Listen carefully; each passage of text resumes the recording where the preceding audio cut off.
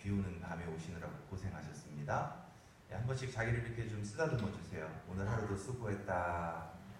오늘 하루도 수고했다. 수고한 여러분들에게 하나님의 말씀 가운데 위로가 임하기를 원합니다. 기도하겠습니다. 하나님 감사합니다. 이 밤에도 주님 앞에 나와 주를 예배하며 찬송하고 또 주의 말씀 듣고자 합니다. 부족한 종이 주의 말씀 들고 섰습니다. 성령 하나님, 종의 입술을 주장하여 주시고 듣는 자나 전하는 자 모두가 하나님의 말씀 가운데 은혜를 덧입는 귀한 이 시간 되게 하여 주옵소서. 살아계신 예수님의 이름으로 기도합니다. 아멘. 세상을 사는 모든 사람들은 죽는 것보다 살기를 원합니다. 우리 속담에 개똥밭에 굴러도 이승이 낫다고 누구나가 죽는 것보단 살기를 원하죠. 그런데 기왕에 살 거면 또 모든 사람들은 다 잘 살기를 원합니다.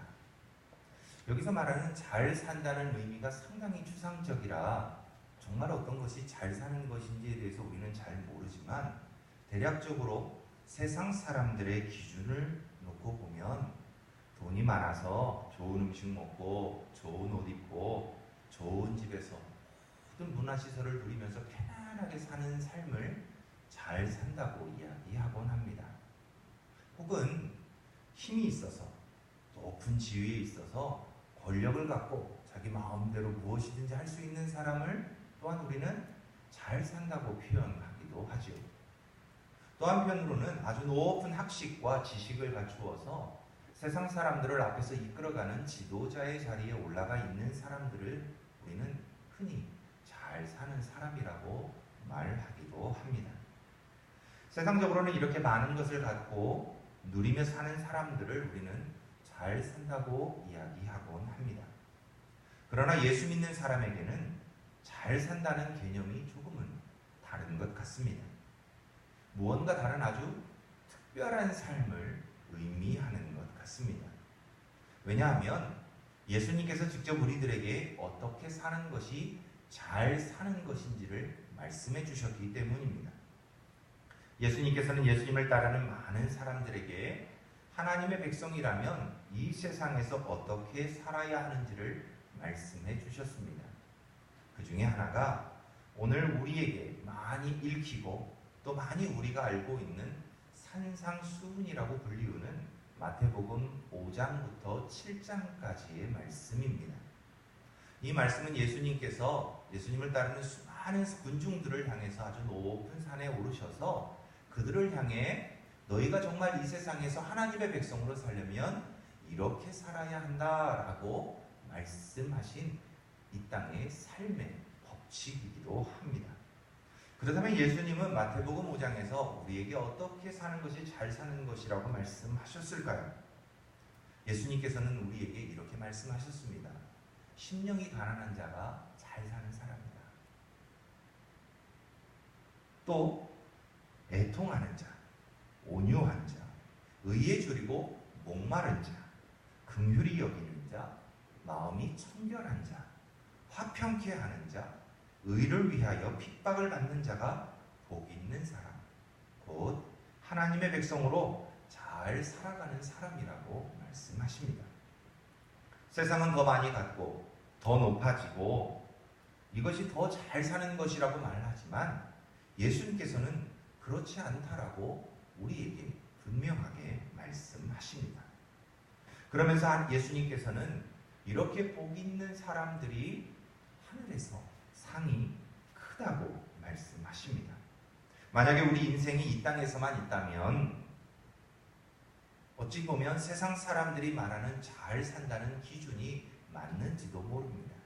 조금 더 편하게 살고 많이 갖고 살고 많이 누리고 사는 것이 잘 사는 것인지도 모릅니다. 그러나 우리 인생은 이 땅에서의 삶만 존재하지 않습니다. 오히려 이 땅에서의 삶은 안개와 같이 없어질 삶이고 우리의 삶은 하나님의 나라에서 영원히 살아갈 것을 꿈꾸며 우리는 살아가야 하기 때문입니다.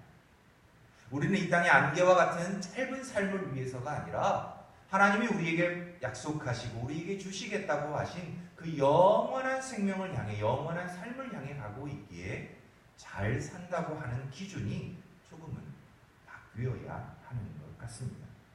그러므로 잘 사는 사람은 이 땅에서의 삶에 초점이 맞춰져 있는 사람이 아니라 바로 영원한 삶에 초점을 맞추고 사는 사람입니다. 이 땅을 바라보며 만족해하는 사람이 아니라 영원을 바라보며 준비하는 사람이 잘 사는 사람인 것입니다. 그래서 주님은 이 땅에서 우리에게 너희는 세상의 빛이고 소금이라고 말씀하십니다. 우리의 삶이 하나님 나라 백성의 삶이 되어서 영혼을 모르는 세상 사람들에게 영혼을 보여주는 삶이 되어야 하기 때문입니다. 그렇기에 하나님의 백성이 세상 사람들에게 영혼을 보여주는 빛과 소금의 삶이 되려면 이렇게 살아야 한다라고 결론을 말씀하시는데 바로 6장 시작 전에 있는 5장 44절의 말씀입니다. 한번 다 함께 성경을 찾아보시죠. 5장 44절 말씀입니다. 죄송합니다. 48절입니다. 자, 한 목소리 읽어보겠습니다. 그러므로 하늘에 계신 너희 아버지의 온전하심과 같이 너희도 온전하라. 예, 그렇습니다. 하나님의 백성은 하나님의 뜻대로 살아야 하는 사람들입니다. 하나님께서 말씀하신 대로 살아야 합니다. 그것이 바로 하나님의 백성과 하나님 사이에 맺어진 계약이고 약속입니다. 구약의 아브라함 때부터 예수님의 때까지, 그리고 이후 우리들에게까지도 하나님께서는 하나님의 뜻대로 사는 사람이 바로 하나님의 백성이라고 말씀하십니다. 하나님의 백성다움은 하나님의 뜻대로 사는 것에 있기 때문입니다. 그리고 이렇게 하나님의 백성다움은 바로 하나님의 온전하심과 같이 우리도 온전하여지는 데서 나타난다고 말씀하고 있습니다. 그리고 이렇게 하나님의 온전하심과 같은 우리의 삶이 바로 오늘 읽은 말씀에서 정확하게 묘사되고 있습니다. 오늘 우리가 함께 읽은 말씀은 간단하게 정리해서 한마디로 말한다면 사람에게 보이는 삶이 아니라 하나님께 보이는 삶이 되어야 한다입니다. 왜냐하면 하나님께 상을 얻어야 하기 때문입니다. 다시 말해 하나님의 온전하심을 따르는 삶은 오직 하나님만 바라보며 살아가는 삶이다라고 말씀하고 계십니다. 그렇지 않으면 오늘 말씀처럼 우리는 외식하는 사람이 될 수 있기 때문입니다. 그래서 세상 사람들이 말하는 것처럼 잘 사는 것이 아니라 하나님이 보실 때에 온전한 삶, 바로 하나님이 말씀하신 대로 살아가는 하나님 백성다운 삶을 하나님은 우리에게 기대하고 계십니다. 그렇다면 그런 삶의 구체적인 양식은 무엇일까요? 오늘 우리가 읽은 6장 1절로 4절의 말씀은 두 가지를 우리에게 예를 들어 설명합니다. 첫 번째는 의를 행하는 것, 그리고 구제하는 것입니다. 그리고 이후의 말씀들을 쭉 보면 기도하는 것, 용서하며 사는 것, 금식하는 것, 그리고 우리가 두어야 할 삶의 목표와 목적이 무엇인지를 말씀하고 계십니다. 그리고 제일 마지막엔 우리가 이 땅을 살아가면서 하나님 앞에 기도할 때마다 무엇을 위해서 기도해야 할지도 분명하게 말씀해 주고 있습니다. 이 모든 것은 결국 하나님의 온전하심을 닮아가기 위해 우리가 어떻게 살아야 하는지를 말씀하고 있습니다. 그리고 오늘 본문 말씀에 의존해서 몇 가지로 우리가 우리의 삶을 하나님의 온전하심을 따라가는 삶이 어떻게 될 수 있을까를 우리는 고민해야 합니다. 자, 그렇다면 하나님의 온전하심을 닮아가는 삶, 그런 삶은 어떤 삶일까요? 먼저 첫 번째로 남을 위해 희생할 줄 아는 사람. 자기 자신만을 위해서가 아니라 다른 사람을 돌아보며 희생할 줄 아는 사람이 하나님의 온전하심을 닮아가는 사람이라고 말합니다. 우리 인간은 자신만을 위한 존재가 아닙니다. 젊은 사람들은 자신만을 위해 이기적인 삶을 추구하고 있지만 사람은 자신이 아닌 누군가를 위해 살아갈 때 보람과 행복을 느낄 수 있는 아주 특별한 존재입니다. 나만을 위해 사는 사람, 그래서 가족도 이웃도 타인들의 행복을 짓밟아버리고 다 강탈하면서 사는 삶은 결국 불행해지는 것을 우리는 역사를 통해서 봅니다. 남을 생각해 본 적이 없고 남을 사랑해 본 적도 없고 희생해 본 적도 없이 살다 보면 어느새 홀로 세상에 내동댕이 쳐 있는 자신을 발견하게 되기 때문입니다. 그래서 자신만 아는 사람이 어찌 보면 가장 불쌍하고 어리석은 사람입니다. 왜냐하면 사람은 자신만이 아닌 누군가를 위해 살도록 세상에 보내진 존재이기 때문입니다. 그래서 누군가를 위하여 일을 할 때 힘은 들지만 거기에 보람이 있고 기쁨을 느끼는 것이 바로 사람입니다. 그래서 누구인가를 위하여 일을 하면서 우리는 아담의 심정을 느끼게 됩니다.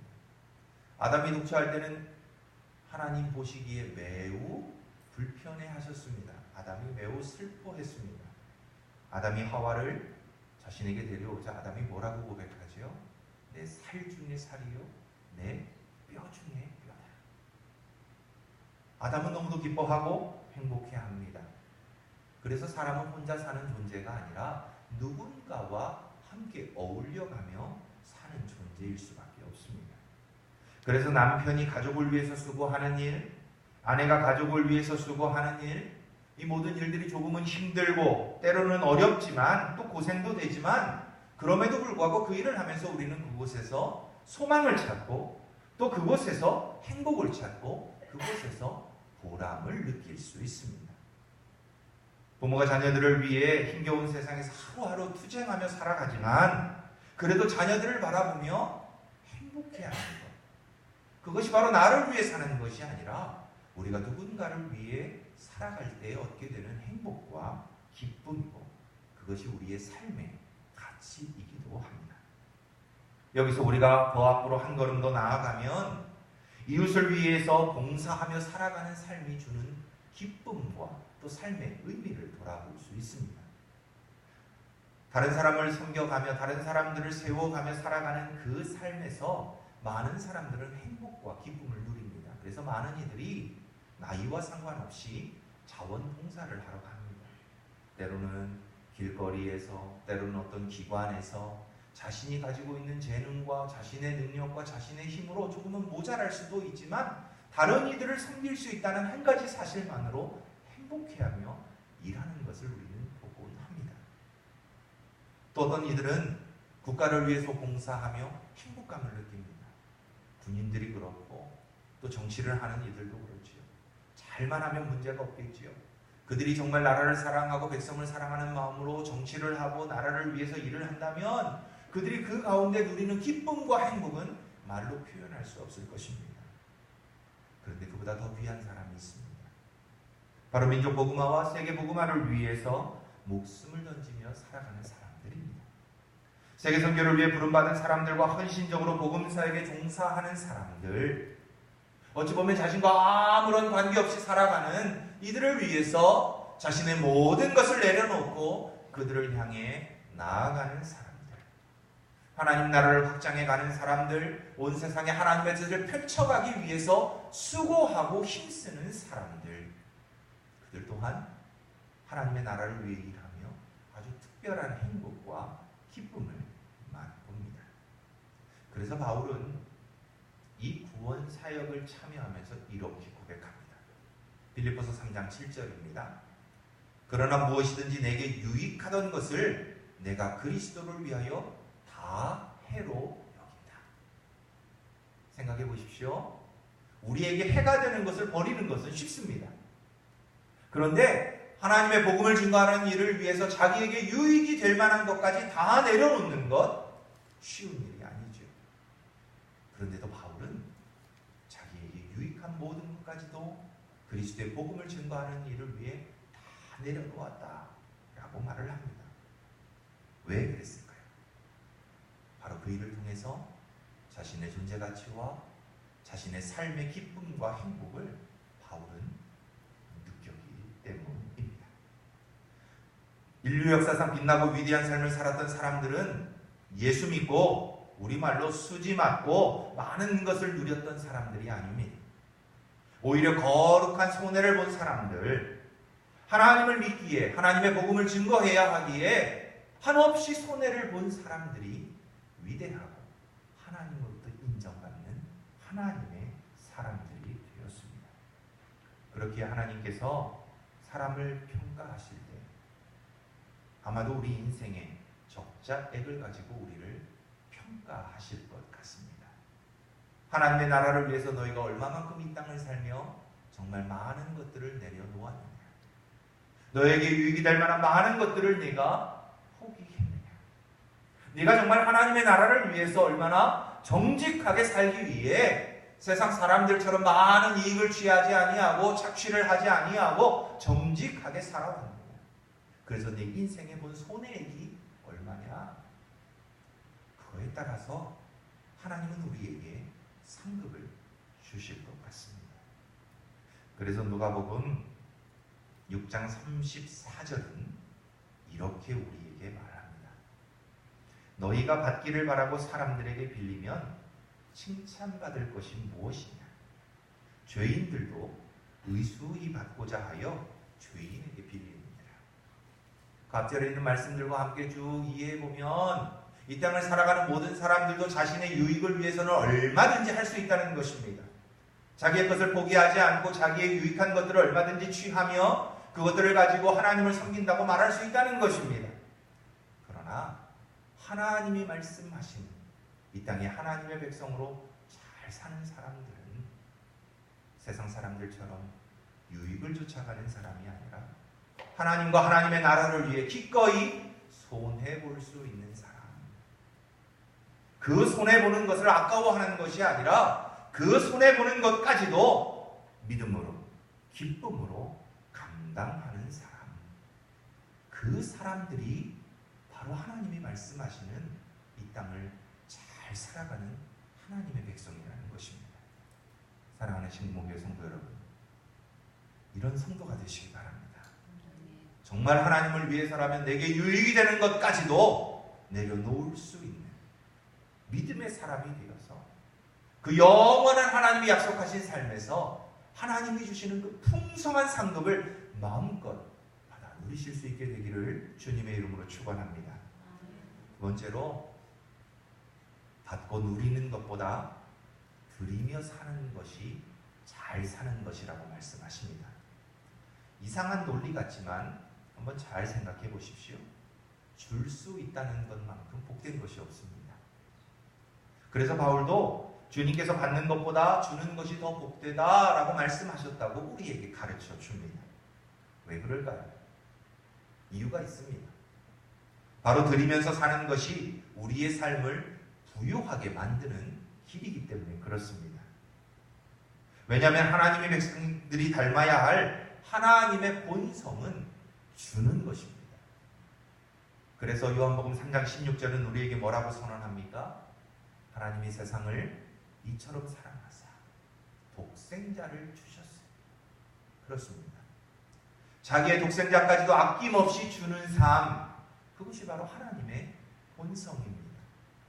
죄인들을 위해서 자기의 독생자를 아낌없이 내어줄 수 있는 삶, 그 사랑하는 자녀를 십자가에 고통스럽게 내어줄 수 있는 삶, 그것이 바로 하나님의 성품입니다.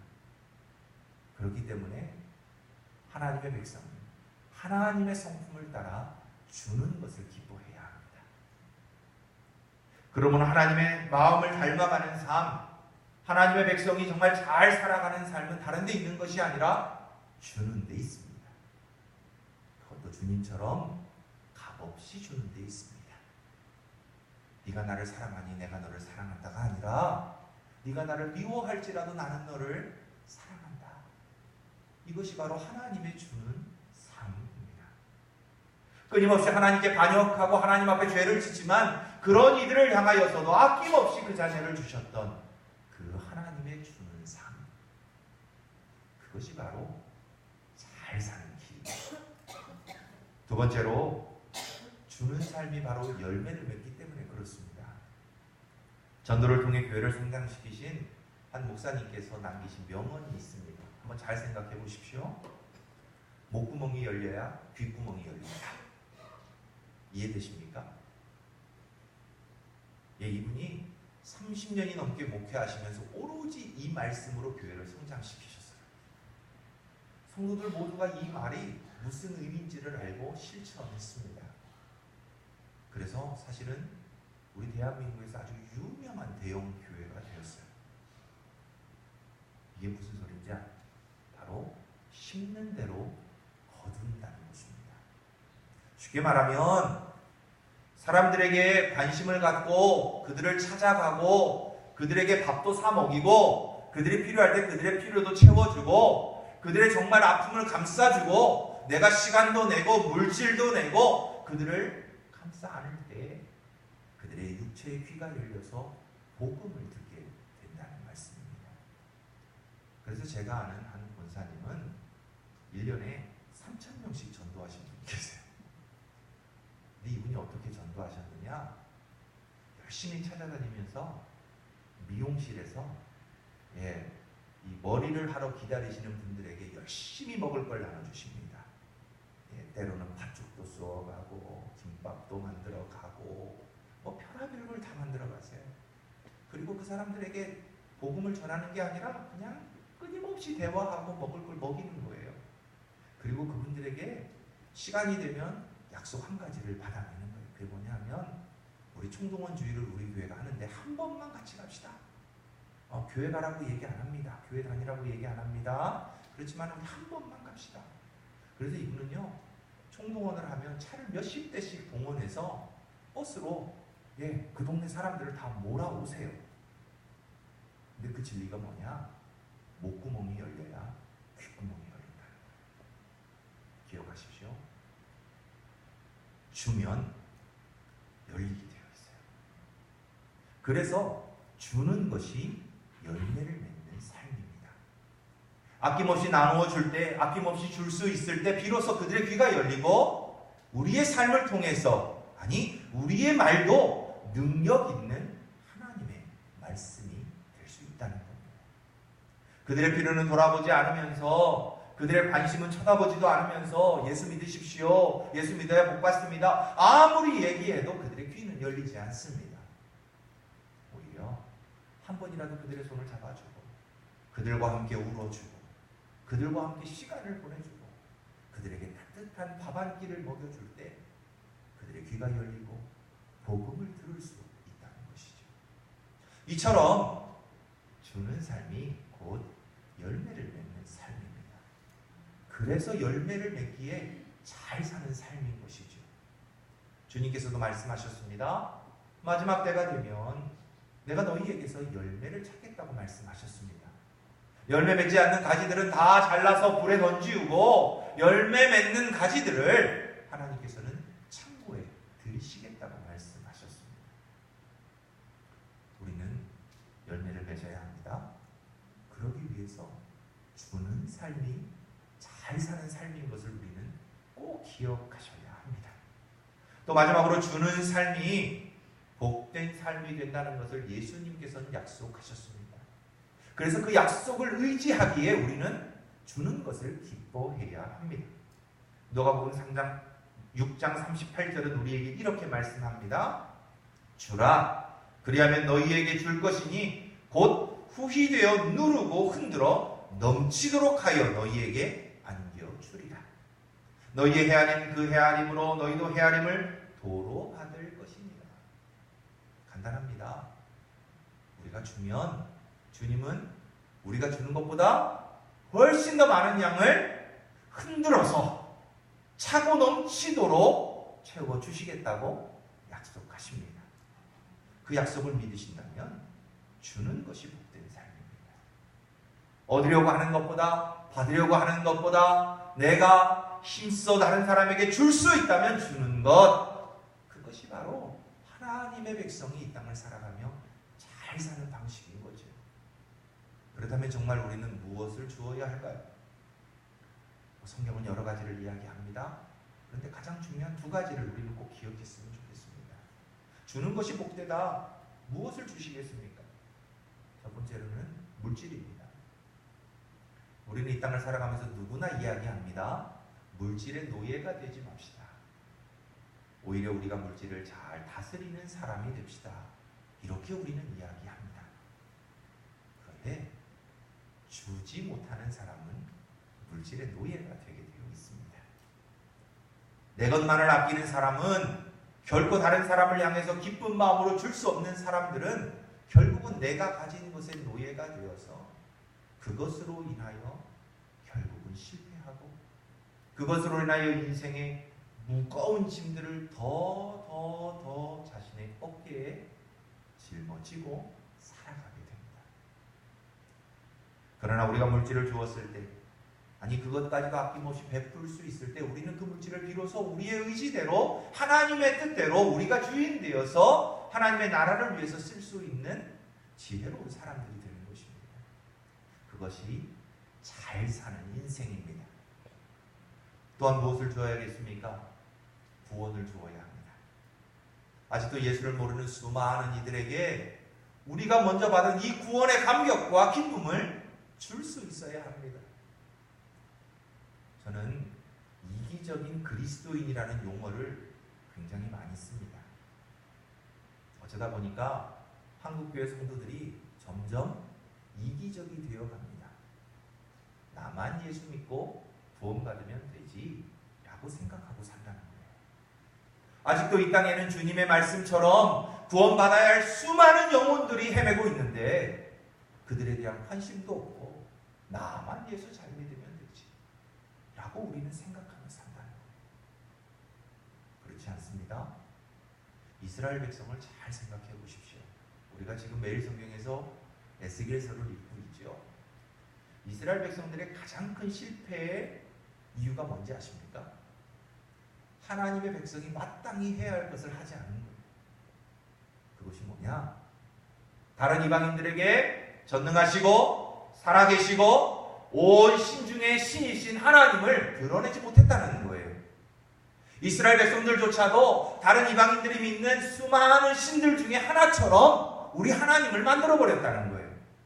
하나님은 그들을 택하셔서 내가 이 땅의 모든 것을 창조하고 이 땅의 모든 것을 다스리는 하나님이다 라고 말씀하시고 그 백성을 통하여 다른 많은 이방인들에게 하나님을 알게 하시기 위해서 그들을 출애굽도 시켜주시고 가나안도 허락해 주시고 그들에게 복도 주시고 여러 전쟁에서 승리도 하게 하셨는데 그들은 그것을 잊어버린 거예요.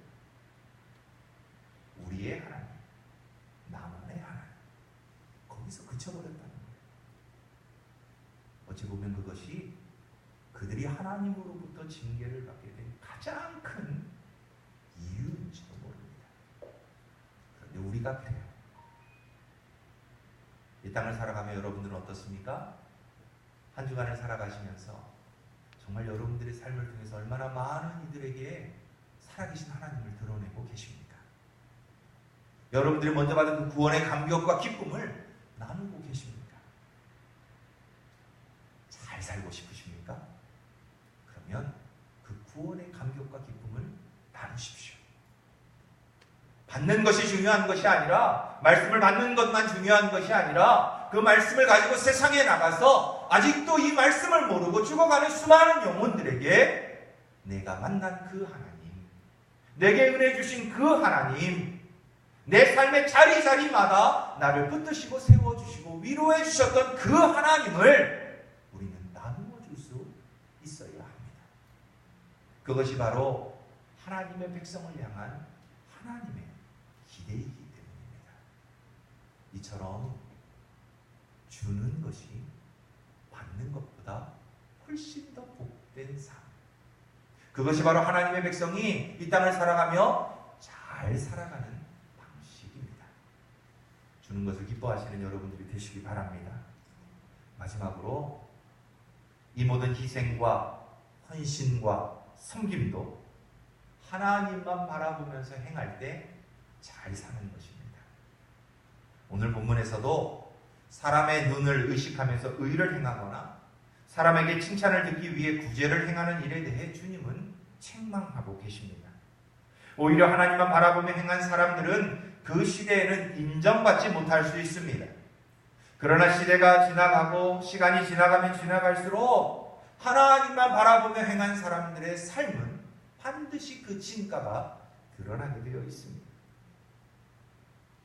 시대의 흐름을 따라 한 시대를 잘 산 것 같이 보여도 훗날 역사가 그를 못된 인간으로 낙인을 찍으면 그는 결코 잘 산 사람이 아닙니다.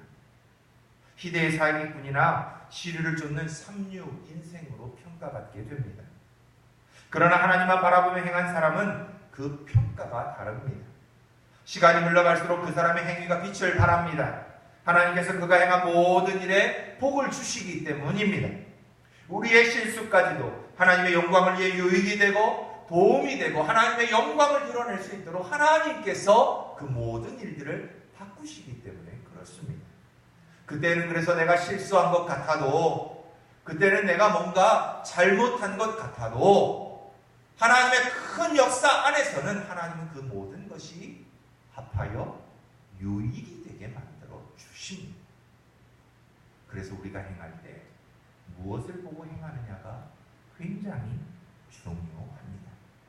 하나님만 바라보면서 행하는 것, 다른 사람의 눈을 의식하면 우리는 하나님의 시선을 가리고자 합니다. 그러나 하나님의 눈을 의식하고 사는 사람은 다른 이들의 시선을 오히려 가립니다. 하나님의 눈보다 다른 사람들의 평가에 민감하게 반응할 것이 아니라 오직 하나님의 평가를 기대하며 묵묵히 하나님을 섬기는 일을 해나갈 수 있습니다. 그래서 결국 내 보물을 하늘에 쌓아두라는 주님의 말씀을 우리의 삶을 통해 실천하게 됩니다. 하나님을 바라보며 살아가는 삶은 곧 하늘에 보화를 쌓는 일입니다. 하나님을 바라보며 뭐든지 행하는 그 삶의 열매들은 하나님의 창고에 드려지는 아주 튼실하고 유익한 열매가 됩니다. 그리고 이 하늘의 창고에 드린 것은 결코 썩거나 사라지지 않습니다. 영원하신 하나님께서 그 모든 것들을 기억하시고 마지막 때에 우리가 하나님의 앞에 섰을 때 반드시 우리에게 우리의 행한 대로 상급을 주십니다. 그러므로 신구문교회 성도 여러분, 우리는 모든 일을 행할 때 하나님을 바라보며 행해야 합니다. 내 자신의 힘으로 행하는 것이 아니라 하나님의 힘을 구하며 행해야 합니다.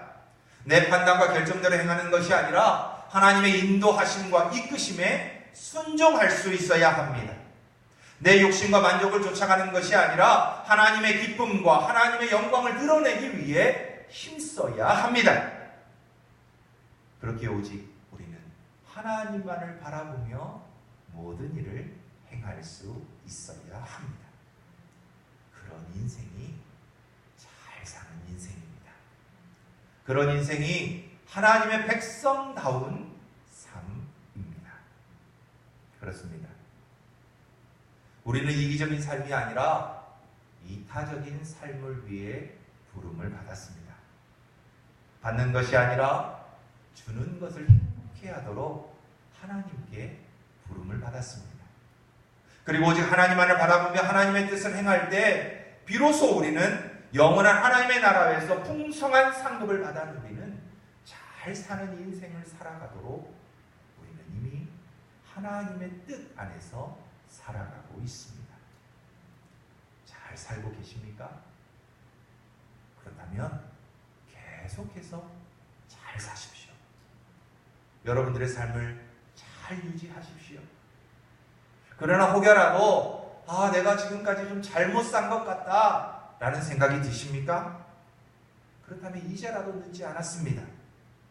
겸손하게 하나님의 음성을 따라 살면서 잘 사는 인생이 되도록 바꾸십시오. 먼저 하나님을 바라보십시오. 주는 것을 기뻐하십시오. 그리고 다른 사람들을 위해 희생하고 섬기며 하나님이 주시는 기쁨과 행복을 만나보십시오. 그러면 우리의 인생도 잘 사는 인생이 될 수 있습니다. 우리가 하는 것이 아닙니다.